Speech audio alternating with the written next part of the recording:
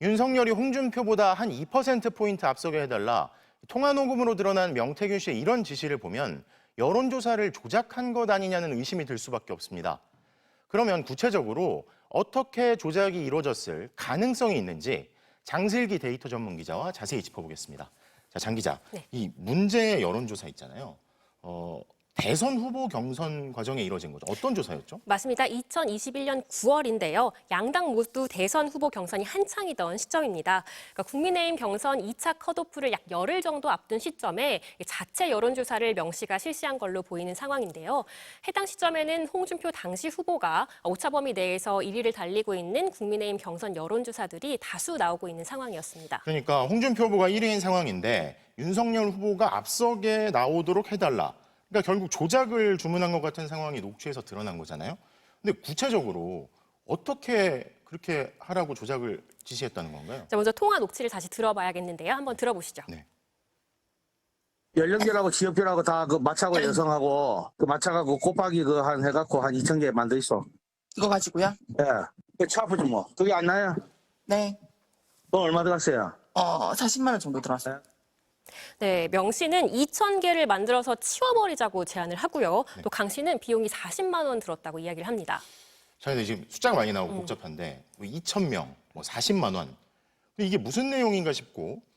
근데 우선 40만 원으로 여론조사 가능한가요? 더 많이 들지 않아요, 보통? 보통 그렇죠. 그러니까 전화 면접이냐, ARS냐, 이게 조사 방식에 따라서 가격은 조금 천차만별입니다. 네. 그런데 보통 ARS 기준으로 1,000명을 조사를 할 때요. 보통 문항 개수나 정치 상황에 따라 다르긴 하지만 대략적으로 통신 비용만 60만 원에서 150만 원이 든다고 합니다. 네. 그러니까 비용이 40만 원이 들었다는 건 조사 인원이 1,000명에 못 미쳤을 수 있다. 이런 상황으로 추정을 할 수 있는 거죠.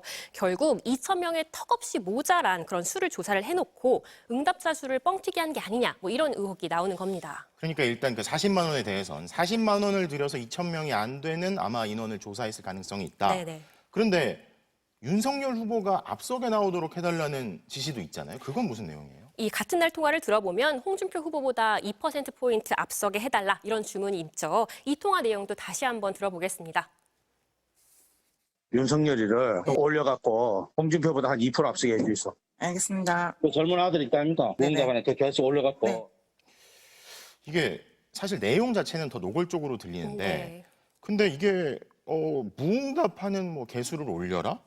먼저 이게 무슨 말인가 싶고요. 네네. 또 그렇게 하면 여론조사 결과가 조작이 가능하다는 거예요? 네, 당초 응답자 개수를 올려라 뭐 이렇게 알려지고 네. 보도가 되기는 했는데요. 다시 저희가 들어보니까 무응답으로 들리고요. 통화 맥락상으로 무응답층의 가중치를 올리라는 것으로 보입니다. 자, 이 가중치가 뭔지 먼저 설명을 드릴 텐데요. 보통 1,000명을 조사를 하면 인구 비례에 따라서 2030 세대를 300명 정도 조사를 해야 되거든요. 그런데 이 300명이 다 채워지지 않으면 조사된 한 사람이 최대 1.5명까지 대표할 수 있도록 가중치를 둬서 계산을 하는 겁니다. 그런데 이 가중치는요, 성, 연령, 지역에 따라서 결정이 되기 때문에 예를 들어 서울에 사는 30대 여성은 어떤 후보를 지지하는가와는 상관없이 모두 같은 가중치를 갖게 되는 겁니다. 제가 이해한 게 맞는지 한번 네네. 보세요. 자, 홍 후보 지지한 사람이 있을 거고 윤석열 후보 지지한 사람이 있었을 텐데 무응답도 꽤 원래 나오잖아요. 네. 근데 이 무응답, 특히 젊은 층 무응답에 가중치를 준다.